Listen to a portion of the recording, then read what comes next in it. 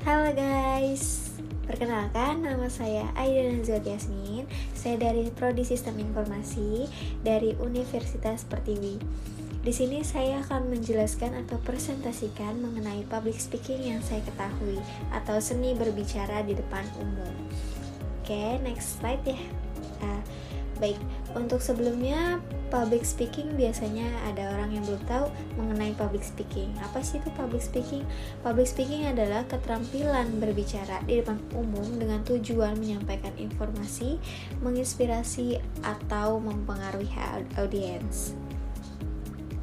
Jadi contohnya mengenai informasi atau menyampaikan informasi itu apa sih? Jadi menyampaikan informasi biasanya itu tentang pidato atau menginspirasi itu tentang pidato sejarah itu. Terus dilanjut, adapun pentingnya public speaking. Apa sih pentingnya public speaking? Yang pertama itu adanya meningkatkan rasa kepercayaan diri. Jadi dengan adanya public speaking kita akan lebih percaya diri. Terus yang kedua adanya membantu menyampaikan ide. Jadi ide yang efektif. Jadi yang dengan menyampaikan ide efektif ini biasanya orang lebih terbantu dengan adanya public speaking tersebut. Dan yang ketiga, bergunanya dalam dunia kerja dan kehidupan sosial. Contohnya apa sih? Nah, contohnya ini di dalam dunia kerja biasanya kita akan lebih banyak mendapatkan teman gitu dengan mudah, karena dengan kita memberanikan untuk public speaking kepada orang-orang. Dan kehidupan sosialnya apa sih? Nah, sama dengan contohnya dengan kita mempunyai banyak teman atau lingkungan sosial, kita lebih banyak pengetahuannya gitu. Dan yang keempat, adanya membangun personal branding yang kuat gitu. Lanjut. Adapun komponen utama public speaking. Yang pertama itu adanya konten atau materi yang jelas dan terstruktur. Biasanya kalau kita membuat konten, contohnya seperti konten-konten yang ada di media sosial, contohnya itu kan ada yang materinya yang jelas dan terstruktur. Apa yang mau kita buat, konten apa yang mau kita buat. Yang kedua adanya vokal, intonasi, kecepatan, dan volume suara. Nah, intonasi, kecepatan, volume suara itu memang harus balance atau sama gitu. Dan yang ketiga, adanya bahasa tubuh dengan mempresentasikan atau public speaking pidato itu kan biasanya adanya tuh tekstur tubuh atau gestur tubuh atau wajahnya itu kan memang mewakilkan gitulah. Nah, yang keempat adanya interaksi. Jadi dengan interaksi biasanya melibatkan audiens dalam berbicara. Contohnya apa sih? Nah, contohnya kalau misalkan public speaking antara kayak pidato gitu kan, itu dengan atau presentasikan tugas gitu. Nah, itu kan biasanya ada antara tanya jawab antara pembicara, presentasi atau audiens gitu. Lanjut, adanya persiapan sebelum public speaking. Nah, persiapannya apa aja sih sebelum public speaking? Nah, yang pertama kita kenali dulu audiensnya. Kenali dulu apa yang mau kita sampaikan kepada audiensnya, apa yang mau dibahas, dan topiknya yang akan dibahas gitu. Nah, terus yang kedua, susunan materi dengan struktur yang jelas. Adanya pembukaan, isi, dan penutup. Nah, yang pertama itu pembukaan. Pembukaan itu biasa diawali dengan apa? Perkenalan, salam. Yang kedua dengan langsung isinya dari yang materi atau topik yang akan kita bahas gitu tentang public speaking ini. Nah, terus berikutnya penutup. Biasanya itu dengan kesimpulan atau saran gitu. Nah, yang ketiga adanya latihan berbicara di depan cermin atau teman.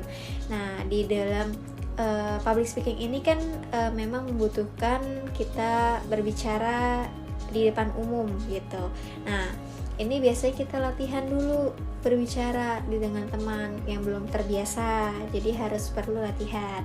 Nah, yang keempat adanya gunakan bantu visual, slide, gambar atau video. Nah, seperti yang saya tampilkan di sini itu membuat presentasi gitu dengan menggunakan slide, gambar gitu. Oke, lanjut. Di sini juga ada teknik mengatasi rasa gugup. Biasanya dengan pertama kali kita menggunakan public speaking ini biasanya sangat gugup gitu. Nah, di sini ada teknik mengatasinya. Yang pertama, tarik nafas sebelum berbicara. Jadi sebelum melakukan, misalkan contohnya pidato, kita harus latihan dulu tarik nafas gitu. Dan lalu sebelum bicara kayak gitu melakukan itu. Nah, yang kedua, lakukan latihan atau simulasi. Nah, sebelum melakukan public speaking depan umum, biasanya kita melakukan latihan terlebih dahulu. Apa yang mau disampaikan, kita latihan terlebih dahulu. Nah, yang ketiga ini fokus pada pesan yang ingin disampaikan, bukan pada ketakutan. Biasanya kita harus fokus dalam materi yang akan kita sampaikan di dalam materinya. Nah, yang keempat itu anggap audiens sebagai teman. Nah, seperti yang sebelumnya saya bahas itu adalah menganggap bahwa semua audiens yang kita tampilkan gitu, itu bahwa itu dianggapnya adalah teman gitu. Lanjut. Nah, di sini ada struktur presentasi yang efektif. Nah, pertama ini pembukaan, mulai dengan pertanyaan, ceria, fakta menarik gitu. Contohnya sebelumnya kayak presentasi kita melakukan pertanyaan. Contohnya apa?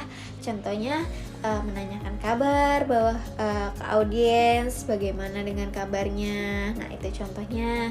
Dan cerita atau fakta menarik gitu, faktanya bagaimana. Nah, yang kedua, isi. Sampaikan poin utama yang jelas dan mendukung dengan data. Itu. Jadi isi yang akan disampaikan dari public speaking ini itu harus jelas dan mendukung sesuai dengan data yang akan diberikan gitu. Yang ketiga, penutup. Ringkas poin penting dan memberikan call to action. Biasanya itu mengajak gitu beberapa audiens, misalkan dengan OSIS contohnya, mengajak bahwa ayo bergabung di OSIS gitu. Oke, dari kesimpulannya yang telah saya berikan atau penjelasan yang telah saya berikan tentang public speaking ini adalah keterampilan bisa mempelajari dan dikembangnya persiapan dan latihan yang baik akan meningkatkan kepercayaan diri, efektivitas berbicara. Nah, menguasai juga teknik komunikasi, bahasa tubuh. Nah, terus dengan audiens adalah kunci dari public speaking ini. Jangan takut untuk mencoba dan terus belajar dari pengalaman. Gitu. Oke, sekian dari presentasi saya mengenai public speaking. Semoga membantu. Terima kasih. Wassalamualaikum warahmatullahi wabarakatuh. Sampai jumpa.